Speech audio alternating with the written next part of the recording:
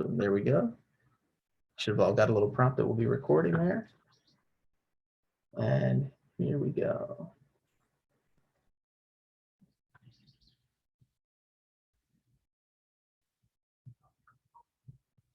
All right. Well, again, good evening, everyone. Thanks for coming out to join us for this presentation on behalf of the Winco Audubon Society.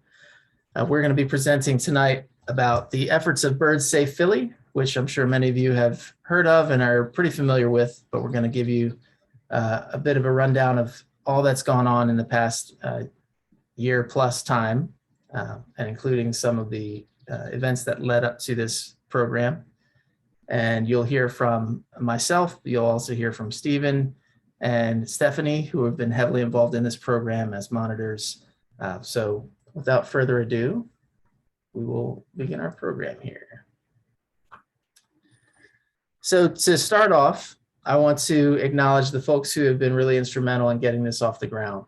Birds Safe Philly is a partnership led by the Academy of Natural Sciences of Drexel University, Audubon Mid-Atlantic, the DVOC, Delaware Valley Ornithological Club, the National Audubon Society, Valley Forge Audubon Society, and of course the Winco Audubon Society. Your presenters today, myself, Robin Irizarry. Again, I serve on the Winco Audubon Society board as the chair of our Philadelphia programs. When I'm not doing that, my day job is working with Audubon Mid-Atlantic, where I am the program manager for our Delaware River Watershed program. I've also served on the Birds Safe Philly planning team, and I've helped out with the coordination of transporting injured birds up to the Schuylkill Wildlife Rehab Clinic. I'll flip it over to Stephen to introduce himself. Hi, I'm Stephen Machiefski, one of the founding members of Birds Safe Philly. So I'm a monitor in the Center City area and a trainer of all the new monitors. So I do it every day from 5:30 to 8, starting on March 15th to the end of May. And I've been a birder about 56 years, and I spend a lot of work dealing with plant conservation around the world. And Stephanie. Hi, folks. My name is Stephanie Egger. I'm also one of the Birds Safe Philly monitors, as well as on the planning team.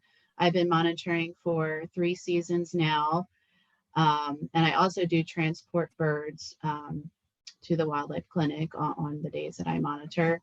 I'm also a member of the DVOC, and beginning next month, I'm starting a new position as a biologist at the U.S. Geological Survey Bird Banding Lab in Patuxent Wildlife Research Reserve in Morrill, Maryland. All right, thank you, Stephen and Stephanie. So let's talk about birds here. We're going to talk about dead birds. I meant to give everyone a heads up that this program will involve a significant amount of photos of dead birds. That's the whole driving factor behind this work. So October 2nd, 2020, Stephen is out doing his monitoring route, which he has done many times in the past decade. That this day is not a typical monitoring day. He's gone out, and instead of maybe the handful of birds that he would typically find on one day, he's finding lots and lots of birds.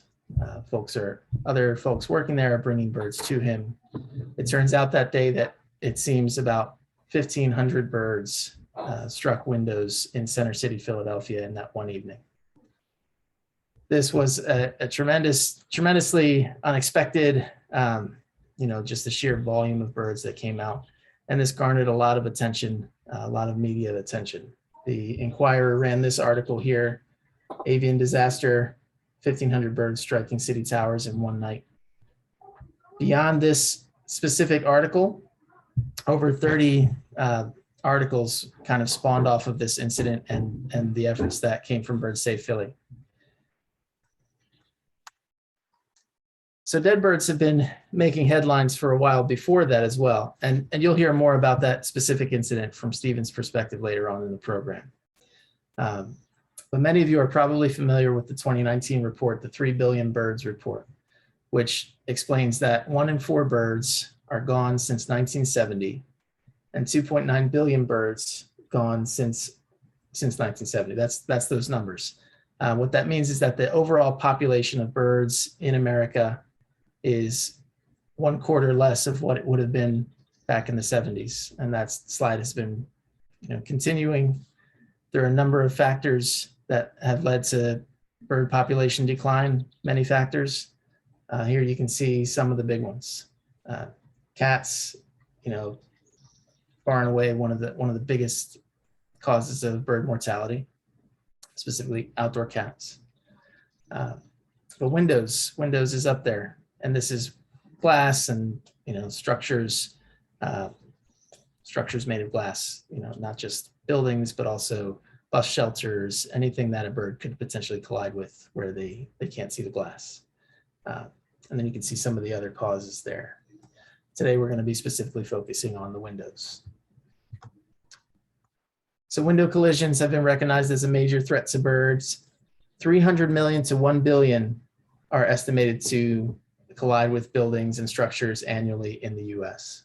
Here you can see a few of the birds that have been encountered by our Bird Safe Philly volunteers over the past season here. This isn't a new phenomenon. This is something that has, on the larger scale, it is a new phenomenon, but recently speaking, this is something that's happened, we know, as long ago as when City Hall went in here. This article is from 1899. And in 1897, the first documented case of a bird striking a window in Philadelphia happened, and that was on the City Hall tower there. You can see how the clock tower was illuminated at that time. And that was a Sora that was found on the balcony of City Hall in 1897. Since that time, over 110 species have been documented as window collisions in Philadelphia Center City. This includes common everyday birds and also includes some birds that you just wouldn't expect to find flying around in the city. Here, for example, you have a wild turkey that collided with a building in Center City, as well as a yellow rail, which is something that birders go out of their way to try and find, and they're increasingly rare and difficult birds to find. They found one here that smacked into a building in Philadelphia. We know that window collisions are a major threat to birds, and it's not just happening in Center City high rises. It's also happening at low-rise buildings, 11 stories and under. It's happening at residences, 1 to 3 stories, and actually higher numbers, more frequently than you would expect, than are colliding with high-rise buildings. You can see, it can happen at residential areas where you have big panes of glass. Anywhere that glass is found, we can have window collisions. But why do birds hit the glass? Why is this such a problem? We've had glass for a while, and why is this something that's happening now? Well, there's a number of factors that contribute to this, and one of the main ones is that a lot of our songbirds migrate at night. So you can see here, of all the species of birds, 19% are migratory. Of those birds found in North America, 70% are migratory. And within North America, 80% of those migrating birds migrate at night. There's a number of reasons that birds migrate at night. It can help them evade predators like hawks who are hunting during the day.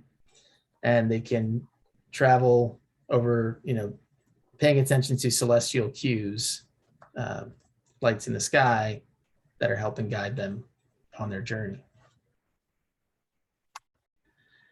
When they come across areas built up by humans, they run into a few challenges.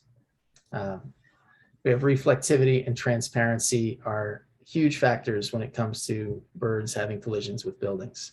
You can see here an example of just how reflective that the glass on these buildings can be. So birds are seeing reflections of the sky. At lower levels, there may be tree canopy near the buildings, and it just looks like the tree canopy continues, so they're flying and they hit that glass. Birds can't perceive the invisible glass that's there, and so we have a lot of issues where birds just see something like that image on the right from Independence Hall, and a bird might try and fly right through that, especially if they're they're spooked, or if they're, flying away from a predatory bird, they might try and fly right through that and, collide with that building. Another big contributing factor is artificial light at night. On the left, you can see the light illuminated here in the sky. You might recognize this as the Twin Tower Memorial, the 9/11 Memorial in New York City.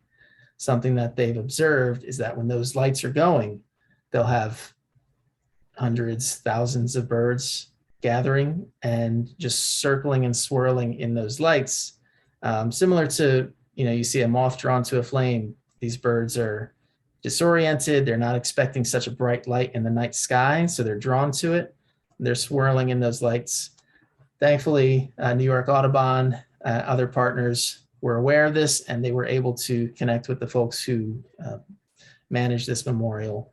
And they determined that when those lights are running, they're going to have someone down there who counts, and when it reaches a critical mass of, hey, there's a lot of birds in those lights, they actually cut the lights off for a while and let those birds disperse, and then they'll turn them back on.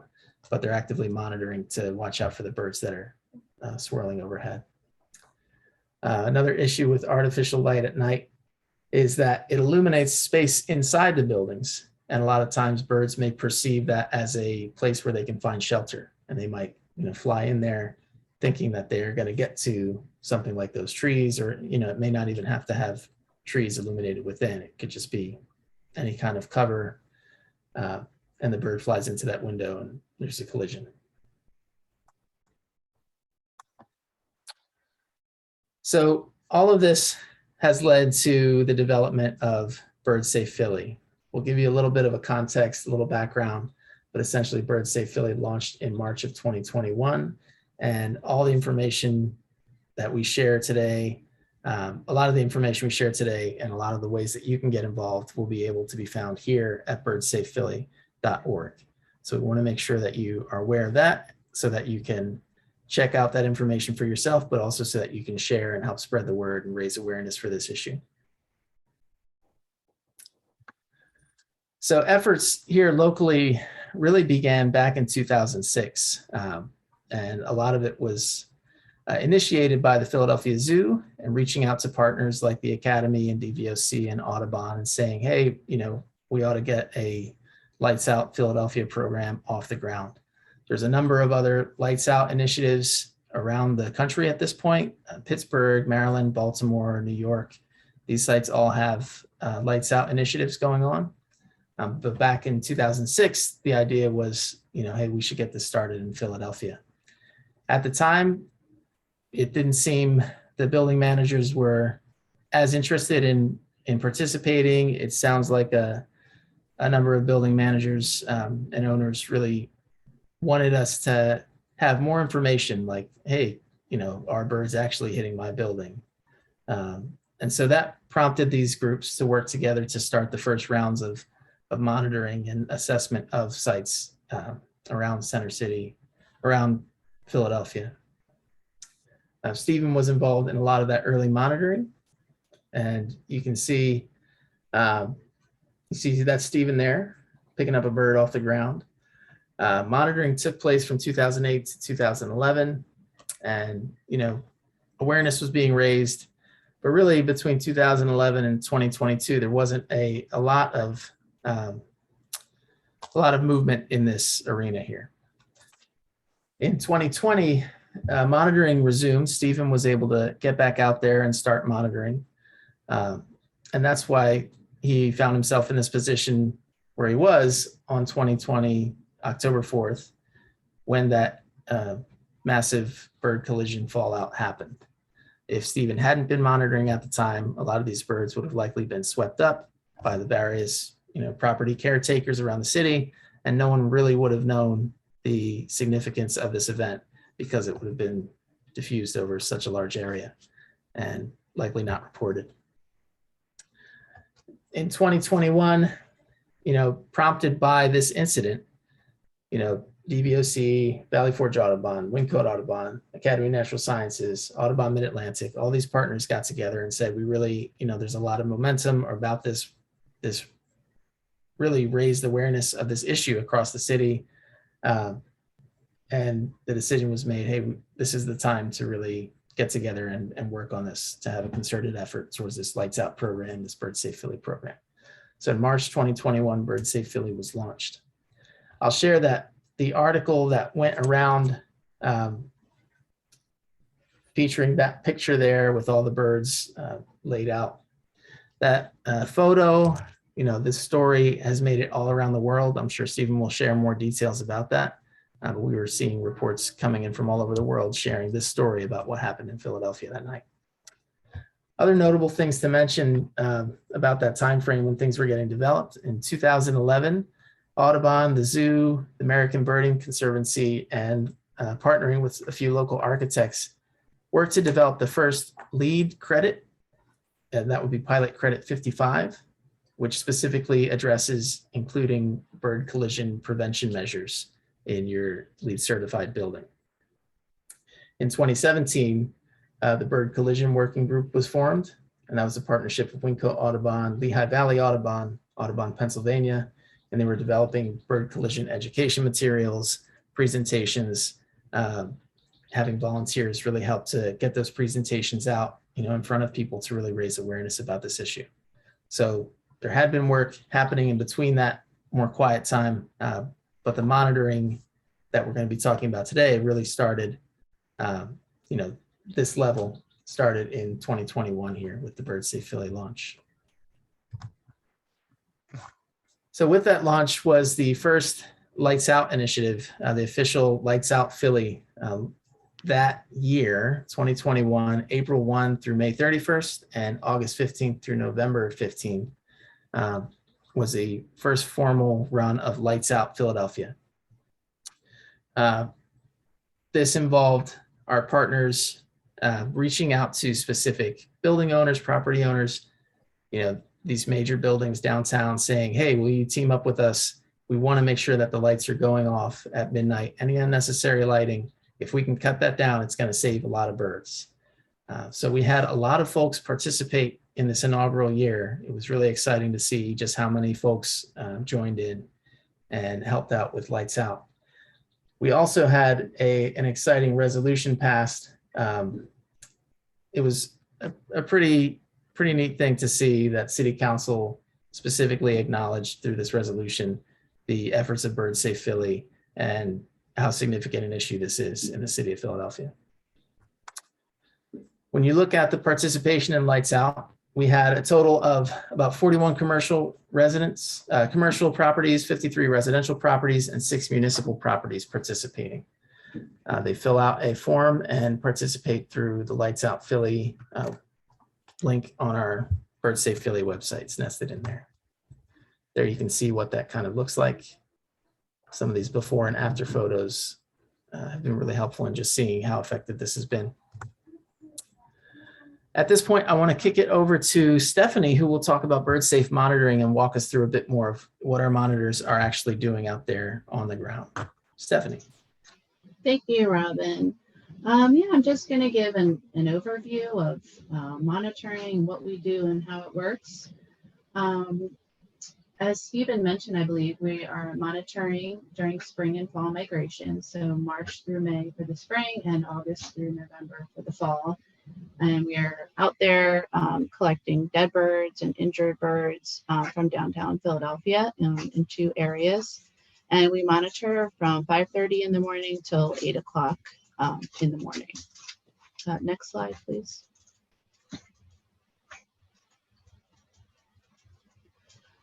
So I'm just going to give a little bit of overview with the slides of the different sites and the site coverage, some of the protocols for collecting data, materials and supplies that we may use, how we transport birds, and some of our results.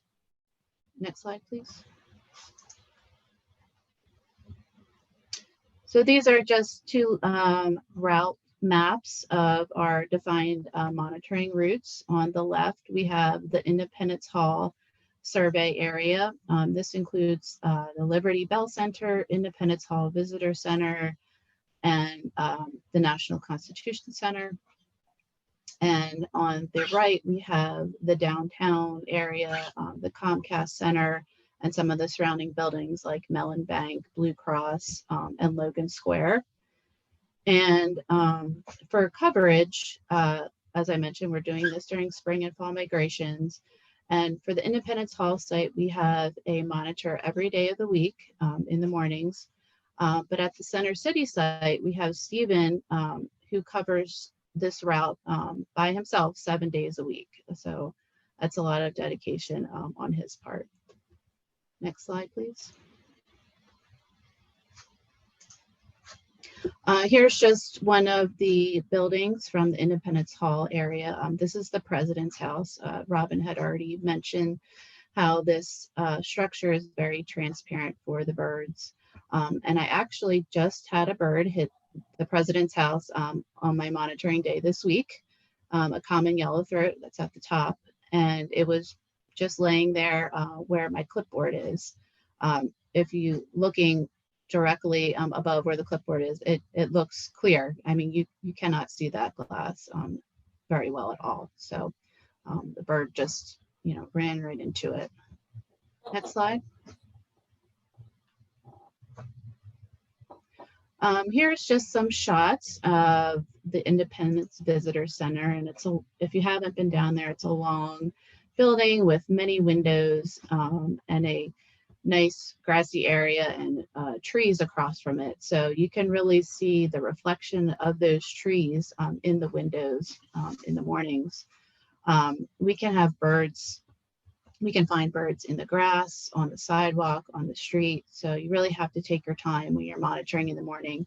When we start, it's usually dark. So I, carry around a flashlight, and, you have to look sort of in every crack. Sometimes in between a trash can and a wall, you may find a bird because they're trying to, seek some shelter, some safety after striking a building. So you really have to take your time and look everywhere. Next slide. Birds can be very hard to locate. This was a shot that I took walking along the Independence Hall Visitor Center, and the arrow is pointing at a bird. I almost missed this bird.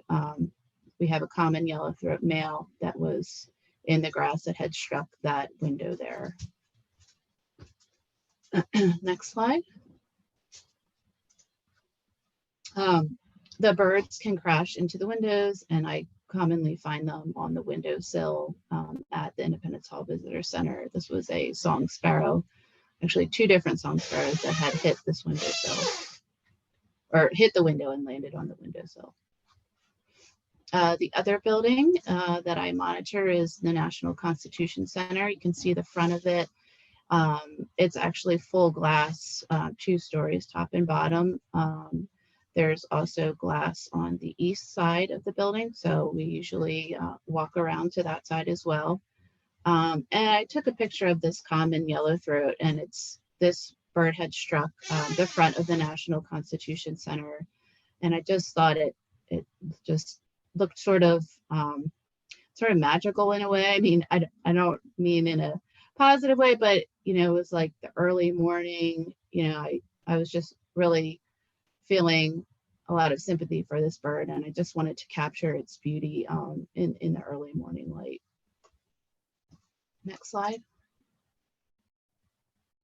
This is the same bird, and even though this bird has died, I feel it's a great privilege to be able to see them up close and really get a sense of how light they are in weight and the details of their feathers. And I feel grateful that although this bird died, it's not in vain.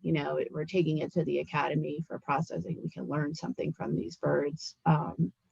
So we're trying our best to make it useful, even though the bird has died. Next slide. This is the west side of the National Constitution Center. So again, it's 2 floors, 2 stories. It's a lower building, as Rob had mentioned. Buildings with less floors can have a significant number of bird strikes. The second floor, you can see the reflection of the trees that are in this little square area. And the recessed windows on the first floor make it somewhat of a migrant trap. The birds, they're seeing the reflection of the trees and they're thinking they're flying below them, and they're going right into that glass on the first floor. This was a bird, a black-throated blue warbler female that had hit the second floor, and it was located just where I have that brown bag. Again, this is another shot, same spot. This time I had the scarlet tanager. So we get all different types of birds, not just warblers or sparrows. We get larger birds like American woodcock and like this tanager. Occasionally we'll get a raptor as well. Next slide. The next couple slides are buildings from the downtown Comcast Center area that Stephen monitors, and I'm just going to show a couple pictures of those buildings. So that first one was the Comcast Center in the Mellon Bank. This one is the Comcast Technology Center, and it has a long block of 60-foot high wall of very reflective glass. And there's a variety of lights inside and out, so it really is an attractant for these birds. Next slide. And you can see inside there's trees. I think there's trees on the outside as well, so it's very confusing for the birds. Next slide. This is the same. Okay, you go back. Thank you. This is the same wall, and you can just see how reflective it is and what the birds are actually viewing. Next slide. Just another shot. Not sure which building this is. Next slide. We have the Blue Cross building. Next slide. And 3 Logan. So that's just a handful of some of the buildings that Stephen monitors, and he may touch on some of those later in the presentation. Next slide. And that's just a picture of Stephen next to the Comcast Center. You can see how tall it is, and it's just full of glass and lit up. Well, not during migration anymore, but previously. So, all right. So now I'm just going to touch a little bit into the data collection. So before we even start walking around looking for birds, we take some basic data collection on the weather, if it's raining, any sort of precipitation, if there's any wind. And then we record our start time. So we make rounds. I generally am able to do 5 rounds at the Independence Hall Visitor Center in that 2.5-hour period. So we're constantly keeping track of how long our rounds take. And then we can use this data later on, especially the weather data, to see if there's any sort of patterns for when the collision strike rate might be higher or lower. Was it a really rainy day, or was it foggy and a lot of birds came in overnight and struck windows? So this is really useful for data analysis. Next slide. So then we have our monitoring sheet, and so we're not just going around collecting the birds and putting them in a bag. We're really doing our best to collect as much information as possible and to use for later for scientific analysis. We have all our buildings listed. We also capture what side of the building the bird struck. Was it north, south, east, or west? So we know which direction they were coming from. Was the bird found on an awning, on a grate, on the ground, grass, sidewalk, street? All these are important factors. We also are looking at the distance that the bird was found. Is it just a foot from the window? Is it several feet? So that sort of can give us some information maybe on how fast the bird was going. If it's flying very fast and it hit that wall, it might bounce off further than if it just hit the windowsill. I think someone needs to mute, please. Thank you.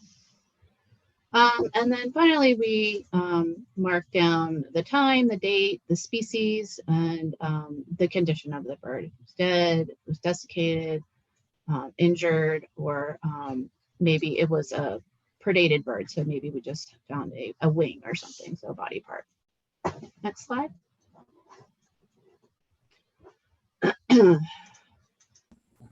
So collecting birds, how do we do it? We've done our data, our weather data. We're just starting our survey. So, how do we do it and what do we do? Next slide. So we need several materials when we're walking around.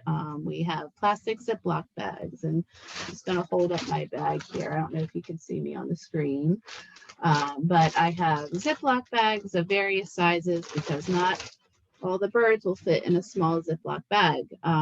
So you want to make sure you have the right size for the type of bird that you're collecting. For injured birds, we have paper bags, and we have clips to keep them shut. We put labels on all the bags. So we want to make sure that when these birds are transported, either live or the dead ones, that the date, the time, the name of the person who collected it, and the location is accurate and with that bird.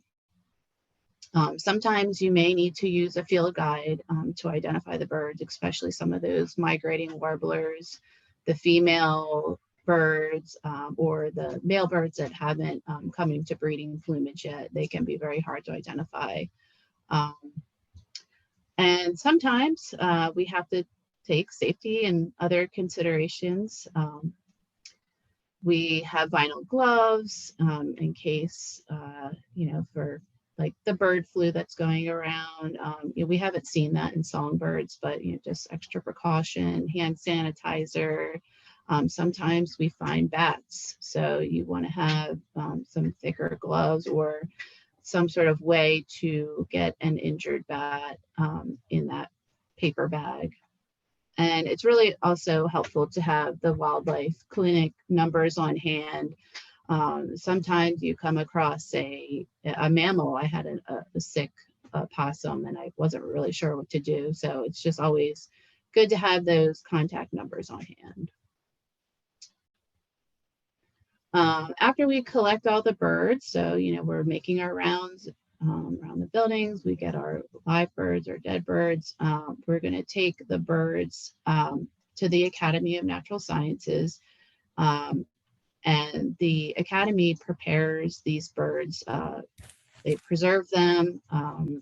They collect important data, more than what we have collected already. They're looking at the sex of the bird, maybe the mass, the fat, stomach contents, skull ossification to determine whether maybe it's a young bird, a hatch year, after hatch year. And they're looking at the body molting of the bird. And as Robin, maybe he didn't mention, the Academy also is very interested in studying parasites that are on birds. So they're using parasite specimens and doing some DNA sequencing to reconstruct the evolutionary history of birds and parasites. So they're getting a lot of information from these birds. So these birds are not going to waste. They have a dedicated freezer for bird safe Philly, which makes it really easy for us monitors. We just go in the side door, put it in the designated freezer, and leave. Next slide. Because after our dead birds are dropped off, we might have live birds that need to be addressed. So for catching and bagging live birds, when we come across a live one, sometimes they fly away, but a lot of times they don't. So, we gently catch the birds with our hand. We don't use nets or any other type of device or towels or shirts. Usually can just pick them up with your hand because they're stunned. I tried to hold them safely in a bander's grip, and we place them in a paper bag and we clip it and we put the label on it. And the safety of the birds is really number one. We don't want to jostle them around. We want to keep them in a dark, quiet place. So we place the birds that are in the bags in either the designated box at 18th and Arch until they're ready for transport. And you can see why we need this box and why we also need folks to help transport, because we have 5 birds sitting here ready to go to rehab. So it's just really important to have a safe place for the birds while you're finishing out your survey and until the driver is ready to come pick up the birds. And finally, the birds, they get picked up and they're taken to the Schuylkill Wildlife Clinic. The way we do this, it can be really confusing. Not every monitor takes their birds to the wildlife clinic. We have drivers that specifically just pick up injured birds. So we use a really nice app called Telegram, and we have our own Bird Safe Philly group. We have a lot of members. We have drivers scheduled for every single day. But if something comes up, there's some sort of emergency, we can all communicate on the same app. So we know that that bird is going to, in fact, get picked up. So it takes a village. Really, there's a lot of coordination and communication that goes on every morning. Usually my phone starts buzzing at 6 o'clock in the morning. People are just letting the group know, I have an injured bird. It's going to need to go to rehab. So we have one of our, you can go back, please. Sorry. One of our drivers here, he's got a whole box full of birds ready to go to the rehabber. Next slide. Over the last year, so 2021, we had a total of 128 injured birds that were transported to the Schuylkill Wildlife Clinic by 15 different drivers. And it's a far trek. It's 11 miles from downtown, just one way to the Schuylkill Wildlife Center. So it takes a while, especially if you're like me. I just take the birds after my shift. I've already, been outside monitoring since 5:30 in the morning. By the time I get the birds up to the Schuylkill Center, it's probably getting close to 8:30, and then I get home and it's 9 o'clock. So it's, it's good 4 hours for me. But even for the folks that are driving, just driving themselves, it's a good hour with traffic. So it takes a lot of dedication, for monitors and for drivers. And, it's just really crucial to this program. Next slide. As I said, 128 birds were transported to the Schuylkill Wildlife Center, and they have a designated shed for wildlife drop-off. We put the birds in their bags on a shelf in the shed, and we have to fill out an intake form so they know exactly when this bird was found, any special notes about it, and they know that these are birds from Bird Safe Philly, so they're window strikes. We had 35 transported in the spring, 93 in the fall, and the reason for the discrepancy in those numbers, so we weren't quite set up for bird transport in the beginning of the spring. So once we sort of got our protocols worked out, and we got drivers for every day, then we were able to transport a lot more birds in the fall. And it took 65 trips, which equaled 715 miles. So it's a lot of driving. There was approximately 27 drive hours. And again, that doesn't include volunteers' time to and from their home. So it's a thankless job, but it's really important to these birds, at least the ones that we can try and save from window collisions. Next slide. Here's just some graphs of the different types of birds that we had transported. You can see in the spring, it was a lot of warblers, some thrushes, a catbird, a wren. In the fall, we also, again, have lots of warblers, sparrows, a couple woodcocks, and some other birds. But the most common birds that are transported are the common yellowthroat and ovenbirds, white-throated sparrows, and we had 6 swamp sparrows. And occasionally we get bats, as I mentioned. They do not go to this wildlife clinic. They go to a clinic called Diamond Rock because the Schuylkill Center does not take rabies vector species. So those bats go somewhere else, and we have one of the staff from the clinic accepting one of the birds in that one photo. And from the spring, I heard that we had an 83% success rate of rehabbing those birds. So that's pretty good. And, you know, it's really one of the main drivers why I continue to monitor, because I, you know, just want to help save all the birds that we can. I'm just going to go a little bit into some of the statistics. I'm not going to read everything. But for 2001, we had the 2 sites. We had 19th Street, Independence Hall in the middle, and then we had another person that did a little bit of surveying at City Hall West, but our main sites are the Comcast area by Stephen, and then Independence Hall sites.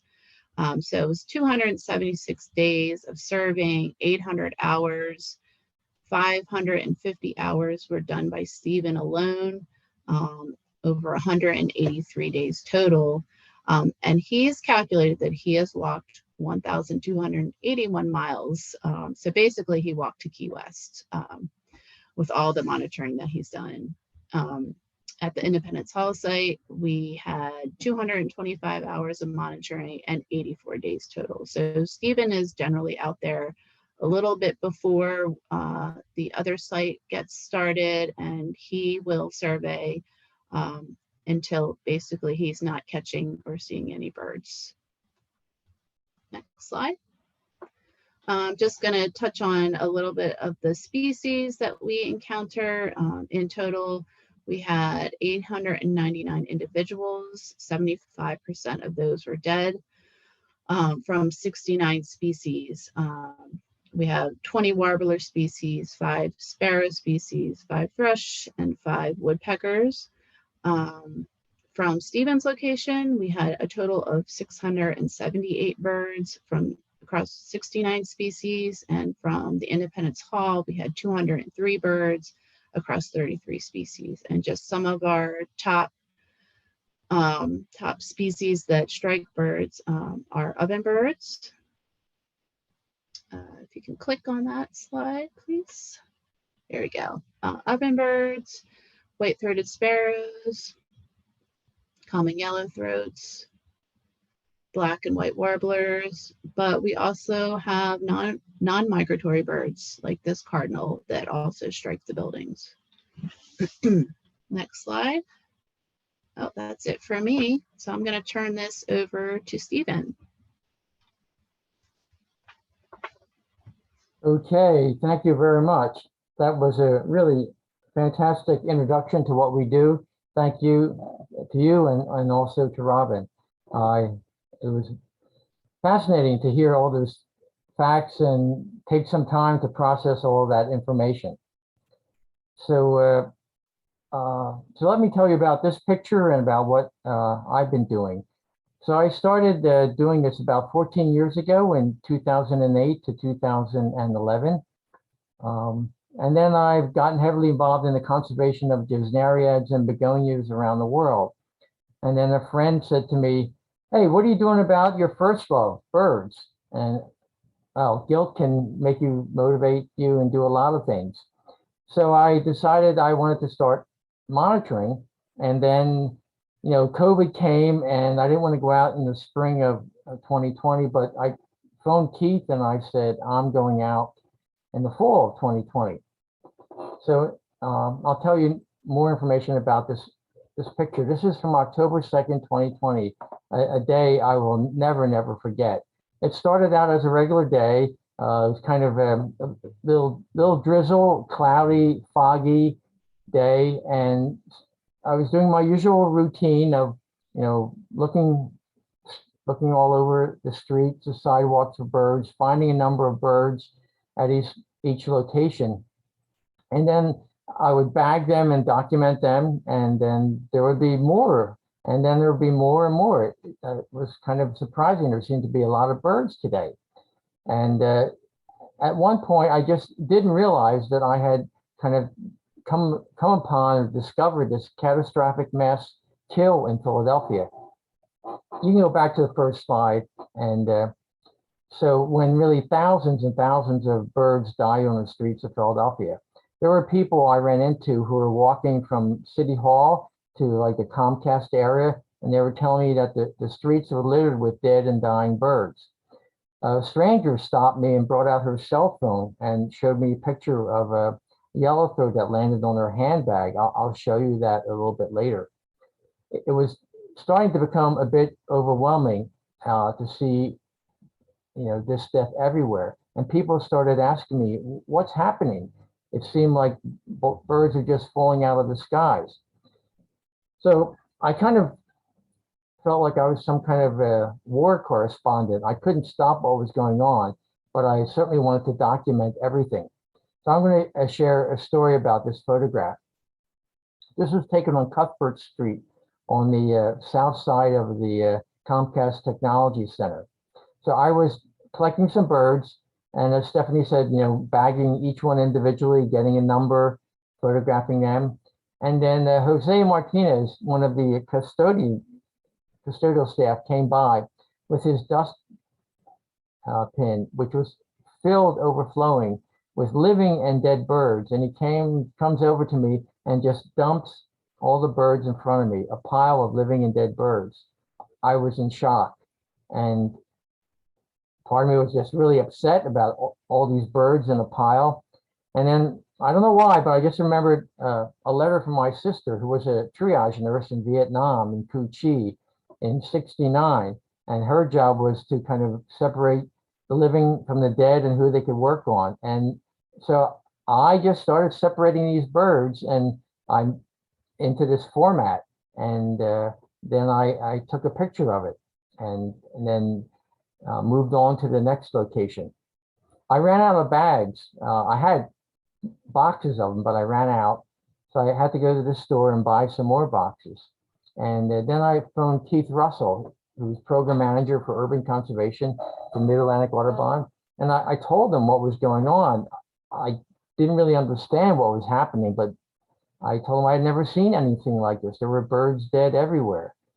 So he said he's going to come down, and I'm very glad that he did. So Audubon could see this. They have the imprimatur of Audubon on this. This is something very unusual going on. So hours later, I usually finish at 8. I got home around noon.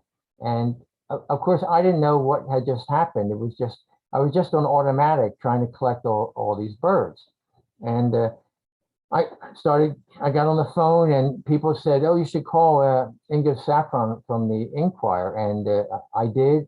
And she was I texted her, and she was interested, but her editor gave her another job. But he assigned Frank Kumar to write about the case, the situation. And he came out with his photographer in a day or so. They took a lot of pictures, and they wrote a great story that Robin showed you the cover of, above the fold and below the fold of the Inquirer. And they gave a very good coverage. But this picture I took, which they included, had legs or wings, because it started appearing everywhere. I saw reports first report I saw was from Pakistan, and then India.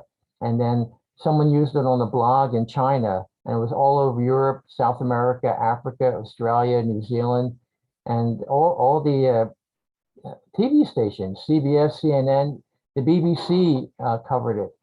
So the photograph is very disturbing, but the reality was even much more shocking. At one building, we found over 400 dead birds.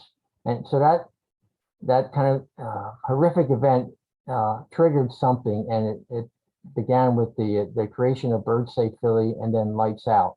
Next slide. So on the left, these are birds from Four Seasons, which shares the building with the Comcast Technology Center. So the staff had brought down this box of live birds, and they could fly out, but they weren't flying out. They were stunned. And then they said to me, there are hundreds of dead birds upstairs on the balcony. And I said, can I go up there and get them? And I had been asking for weeks to go up there, and they always said no because of COVID. So they made a few phone calls, and I said, just let us collect the bodies. And they allowed Keith and I to go up there, and we photographed and collected hundreds of bodies of birds. And the next image on the right is back to this box on the right. That was collected a couple of days later in an alleyway by 2 Logan Square, an alleyway that they seldom use, but they happened to go in there and they found all these dead birds. Next slide. So this woman I met just walking by, and she saw me collecting the dead birds and all. Yesenia took this picture of this male yellowthroat that landed on her handbag. Can you imagine what must have been going on? The birds are afraid of us. They never come close to us, but it landed and stopped and stayed on her handbag long enough to get this photograph. Thank you. So we saw some of these images. Here's the reflection of the CTC around 18th and Arch, and on the left is the tower, the really bright tower on top of the CTC that really attracts a lot of birds. Next slide. And here's some of the images. So right above it, that's the Presbyterian Church, and on the left of that is 3 Logan Square. On the right is the Comcast Center, and on the right of that is the Mellon Bank building. So this kind of covers my route. Here's the information from the Chinese blog. I don't know how they got it, but they got this information. They were posting it in China. It was interesting. I do a lot of work with conservation of plants in China and at botanical gardens, and I was telling them about what's happened in Philadelphia, and they said, oh, that doesn't happen in China. And I said, it happens everywhere. So the director said, oh, I'm going to send an email to my staff. And within 3 minutes, he wrote back to me and he says, we have a problem in China. Next slide. So here's kind of my route. I do this every morning from 5:30 to 8. So I start at it's Fred DeBona, the Blue Cross building at 19th and Market. So I walk around the plaza there. Then I walk down 19th Street, and then into Commerce, check it out, then check across the street, then walk down to JFK, walk around JFK, and then over to Mellon Bank area, and then the Mellon Bank atrium. We'll get to that later. And then go over to Comcast Center.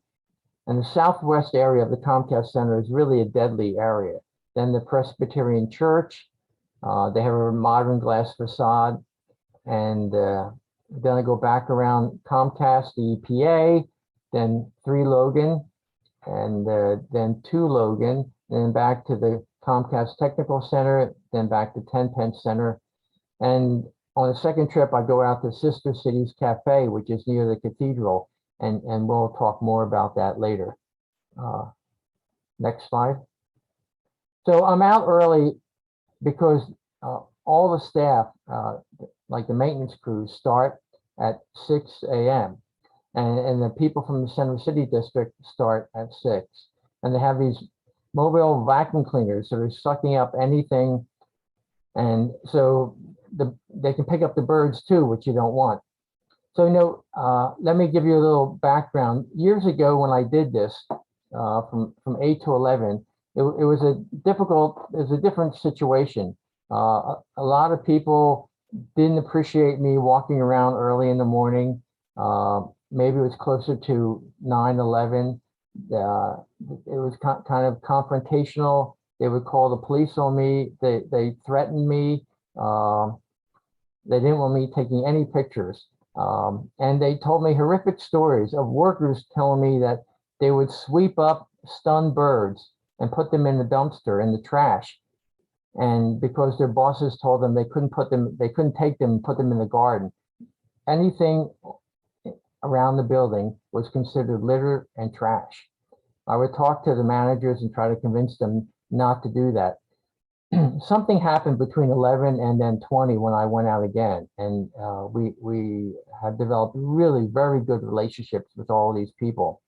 I'll tell you maybe one funny story. I usually walk. I live downtown. One day I drove and parked in front of Blue Cross, and I was leaving, and as I was about to pull out, a car pulled in front of me and blocked my exit.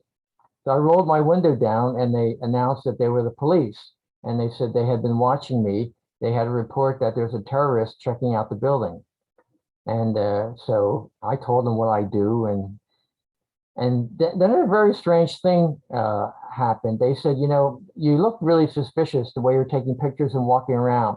But then when you walk into your car, and I have a Scion XB, I don't know if you know what it is, but it looks like a bread box or a toaster on wheels. So the officer said, well, when we saw you walk into that car, we knew you couldn't be a terrorist because no terrorist would drive such a car. I'm not really sure what that meant, but it was kind of a funny situation. Hey there, hey Stephen. I just Yeah. wanted to real quick time check. Just a few minutes left on this section. Just to give you a heads up. We got a number of slides of your slides. Okay, all right, let's proceed go. with as well. Let's go. All right, next slide. So here's some of the workers. The guy, Jose Martinez, is the guy who dumped all those birds in front of me. And I really couldn't do it without developing relationships with all these people. I'm there for a few seconds, and they're there around the clock. And next slide. So here's some more people saving birds. Really, they all have my cards. They call me, and if they have a bird, and I go out and try to get it. Next slide. And to kind of reward them, Lee donated money to pay for about more than 40 copies of Lee's Field Guide to the Birds of Pennsylvania. And Bob Peck from the Academy got the Academy to donate 80 passes to the Academy. So we wanted to thank these people for helping out. And here's some more people. Next slide. And I'm just showing you some pictures quickly of birds that I encounter. And some people think it's kind of sad doing this work, but you get to see birds up really close, and it's fortunate to be able to see birds like that. So there's a hummingbird, black and white warbler. Next, black-throated blue, a lot of yellowthroats, really common birds. Next, and beautiful woodcock. Sad to see the blood of a woodcock. Next, and yellow-bellied sapsuckers. I had 4 that day. One was alive. Next, and yellow-billed cuckoo. Next, and even look at this elegant starling, beautiful bird. Next, and a mockingbird. I had to come out to get this bird. Couldn't leave it outside. The guy called me at 11 o'clock, and we see some unusual things. A whippoorwill. Next. And there's some falcons around, so just a wing of a nighthawk. And a morning warbler. I hadn't seen many of these in my life, and to find one crashed into the building. Next. And the killdeer. And the chimney swift. And cardinal. They could be migrating. Here's a lot of black and white warblers. Too many of them. They're one of the common species that we find. And Parula warblers, too many, 5 in one day. And a beautiful redstart. And a really sad image of a bluebird. I love these bluebirds. Uniting heaven and earth. Next. So you keep lists, we keep lists, everyone keeps lists. So I have a life list like you do. I also have a dead list, which is like growing near 100. But I'm happy to say I also have a save list, and that is growing. So we have a number of birds. Thanks to all the drivers we have, we can save these birds now and give them another chance. Next. So a little story. Sister Cities Cafe is a green building, only 1 story, across from the cathedral. Here's a 3 Logan Square, 55 stories, big print on the ground. They both kill the same number of birds. It isn't the height, it's the glass. Next. My neighbor who loves birds has bird feeders out. She was shocked to find a wood thrush crashed into her house. And there are problem areas around like Southwest Plaza of Comcast near Starbucks. If reporters want to see birds, I'd say just go there. And we also collect bats. We have Sandra Acosta who takes the bats for us and rescues them. And so now we're getting towards the end, the injured birds. My job is much easier now, so I know what to do with injured birds. Just can't leave them there. So here's a rail, Virginia rail. Next, a hermit thrush. Next, a wood thrush, a Nashville warbler. Next, brown creeper. This bird actually is alive. Next, and a blue-headed vireo. Next, Blackburnian warbler. Black and white, so many black and whites. And beautiful ovenbird. Next, and this beautiful Parula warbler. Charles, he was just starting at 6 o'clock. He saw it hit the glass. It fell into a Wawa chicken wrap container, plastic container. He just closed the container and called me, and we sent it to rehab. Next. And beautiful male yellowthroat. So you come out in the morning, you can see beautiful sunrises in Philadelphia, and you can get in your 10,000 steps. It's a great time to walk around and see a different side of Philadelphia. Next. And Patrick Ori from around the world, Australia, Singapore, came over here and did taped a lot of what's going on in Philadelphia with trying to save birds. And we have a segment number, episode 6 on a program called Evolve on Curiosity Stream. Take a look at it, called Restore. So the important thing, glass equals death. There's no warnings about, about how deadly it is. We all know about lead poisoning. We all want to fix it, but we need to find a substitute for glass. This is a monumental problem. It will lead to extinction. Town by town, city by city. We can fix Philadelphia, but then what happens at the next city or the next state? As I said earlier, the population in 50 years is down 25%, and they're just building more and more buildings, and everyone's in love with glass, but it's some kind of fetish. City Hall used to be the style. Now it's using all glass. We need to change and have a different kind of style. Next. The company that built the Comcast Technology Center, they were told about the dangers to birds. They went ahead and did it. And I just read, it's the Foster Company out of the UK. They're building a city within a city in Hanoi. And I'm afraid what they're going to do. So, how can you help? Windcoat Audubon has been very helpful to us, but we need some things. We need a coordinator, either a really dedicated volunteer, or we need to raise some money to pay somebody. We need more drivers, not just in the morning, but like the other day, I got a call at 11 o'clock. So we need people on call. We need monitors to investigate new areas. We have to deal with problem areas. There's a lot of detailed work trying to get that out. We have to investigate new areas and new buildings. And we have to work on future bird-friendly building codes. So thank you for your interest in this in the past, and thank you for listening to this program. Thank you, Stephen. Thanks for sharing all those stories and those pictures of the beautiful birds despite being dead. It's amazing to see. Well, we wanted to leave you on a positive note of ways that you can actually help and ways that you can get involved. So I'm going to go through really quickly just a few things that would make a big difference. So one thing is your glass doesn't have to be completely transparent. There are window saving treatments that can be applied to windows. You can see these examples here. These are applied at University of Pennsylvania and at Temple University on some of these big windows. These vinyl sticker applications. There's a product called Feather Friendly that you can buy and you can apply on your own windows at home. There are other, that's just one of the ready-made products that's ready to go out the box dedicated for this purpose. But there are other things that you can do. You can do this Acopian blind method where it's paracord strung up and down. There's things that you can paint with acrylic paint, anything on there. The designs have kids help out with that, classrooms and things like that. The key thing is that the spacing needs to be 2x4 or ideally 2x2 so that a bird's not going to try and fly through it.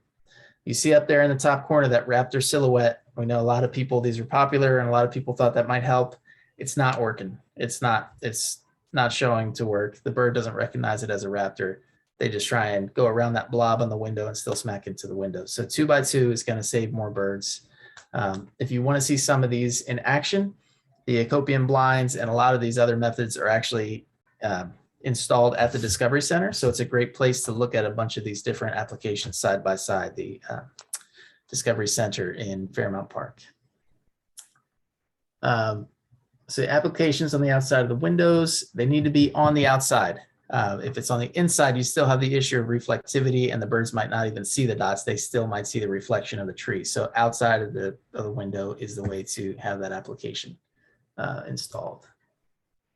Another thing is participating in lights out at home, making sure as much light is off as possible in the evenings so that you're minimizing that confusion for birds, especially in the evening.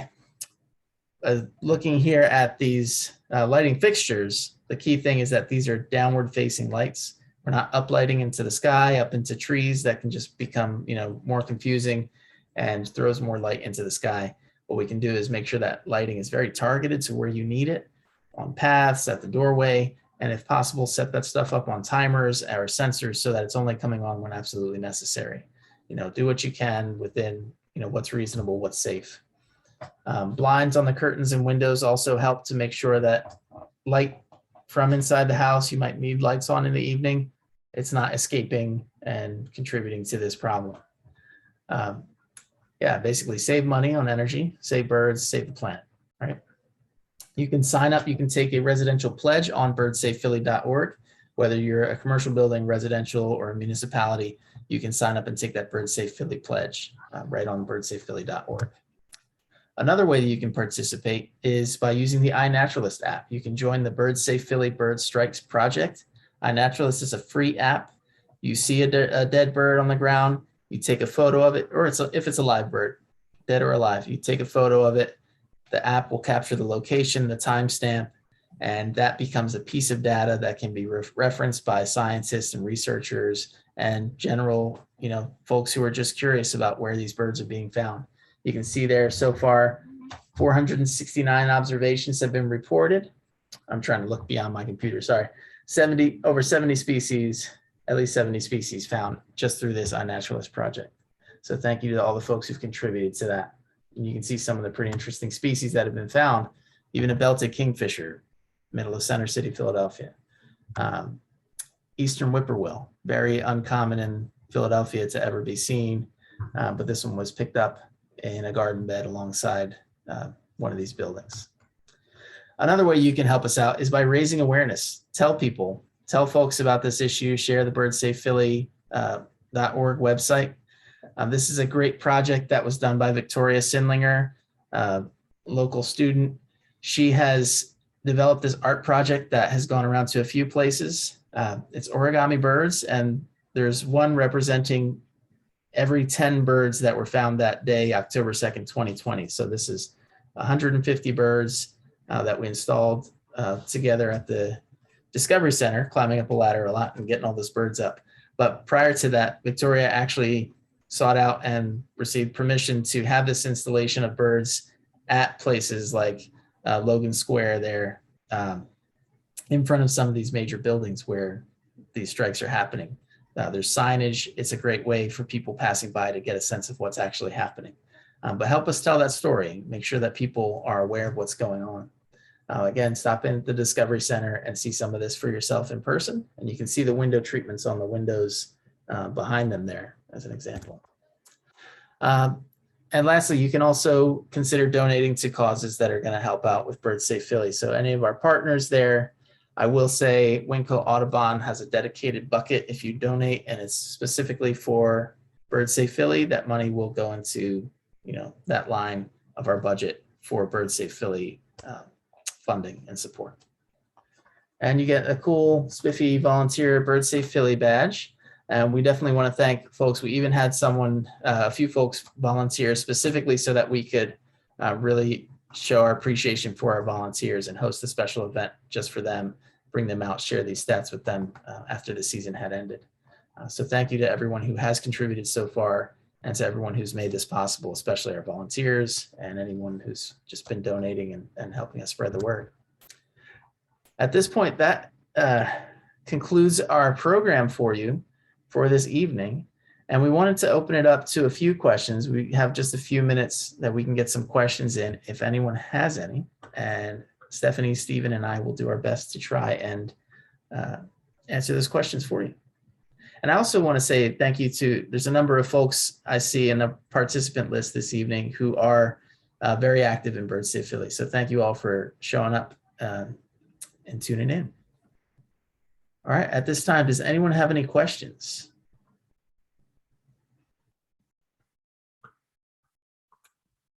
You can come off mute to say it, or I can go through the chat. I don't think there was too many in the chat. If not, if we covered it all, I know we gave you a lot this evening. It's a lot to digest. If there are no questions, we can wrap it up. But I'll give a good 30 seconds for if anybody's gonna give us a question here.